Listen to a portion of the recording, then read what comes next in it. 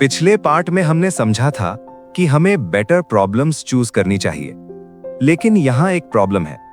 हम सब better life तो चाहते हैं, लेकिन फेलियर से डरते हैं। आपने नोटिस किया होगा, जब भी आप कुछ नया करने की सोचते हो, सबसे पहले एक्साइटमेंट आती है, लेकिन उसके बाद एक डर आता है। क्या होगा अगर मैं फेल हो गया तो? और सच बताऊं, यही डर सबसे ज्यादा लोगों को रोकता है। अब मैं आपसे एक सिंपल सवाल पूछता हूं। आपने लास्ट टाइम कब कुछ नया ट्राई किया था जिसमें फेल होने का चांस था? अगर आंसर है काफी टाइम पहले, तो इसका मतलब है आप सेफ खेल रहे हो। और प्रॉब्लम यही है, सेफ खेलना आपको कंफर्टेबल तो रखता है, लेकिन ग्रो नहीं होने देता। अब इसे एक रियल एग्जाम्पल से समझते हैं। मान लो आप ऑफिस में प्रमोशन चाहते हो। आपको पता है कि आपको मीटिंग में बोलना पड़ेगा, आइडियाज शेयर करने पड़ेंगे, लेकिन आप चुप रहते हो। क्यों? क्योंकि आपको डर लगता है, अगर मैं गलत बोल गया तो? अब अगर आप हर बार चुप रहोगे तो क्या होगा? आप सेफ तो रहोगे, लेकिन नोटिस नहीं होगे। लेकिन अगर आप बोलने की कोशिश करते हो और शुरुआत में गलती हो जाती है, तो क्या होगा? कुछ नहीं, बस आप सीखोगे और अगली बार बेहतर बोलोगे। यही फर्क है फेलियर से भागने और फेलियर को एक्सेप्ट करने में। अब एक और एग्जाम्पल। मान लो आप कुछ नया सीखना चाहते हो या कोई नया स्किल शुरू करना चाहते हो।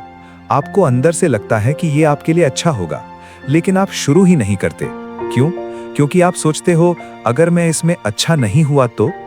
अब सोचो, अगर आप शुरू ही नहीं करोगे तो क्या होगा? कुछ भी नहीं, आप वहीं रहोगे जहां अभी हो।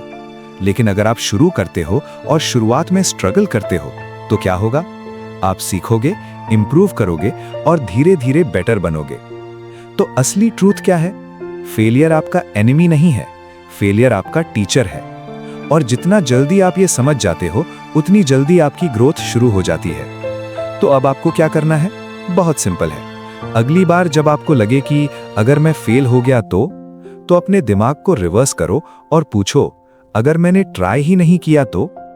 क्योंकि फेलियर टेम्पररी होता है, लेकिन रिग्रेट काफी लॉन्ग लास्टिंग होता है। तो इस पूरे लेसन का सिंपल कंक्लूजन ये है, फेलियर से डरना बंद करो, फेलियर को एक्सेप्ट करो और उससे सीखो। और अब असली सवाल ये है, क्या आप अभी भी सेफ खेलते रहोगे या अब रिस्क लेकर ग्रो करोगे? क्योंकि यही डिसीजन तय करेगा कि आप एवरेज रहोगे या कुछ अलग करोगे। अगली पार्ट में हम बात करेंगे हैप्पीनेस के बारे में और क्यों हैप्पीनेस चेस करने से वो और दूर चली जाती है।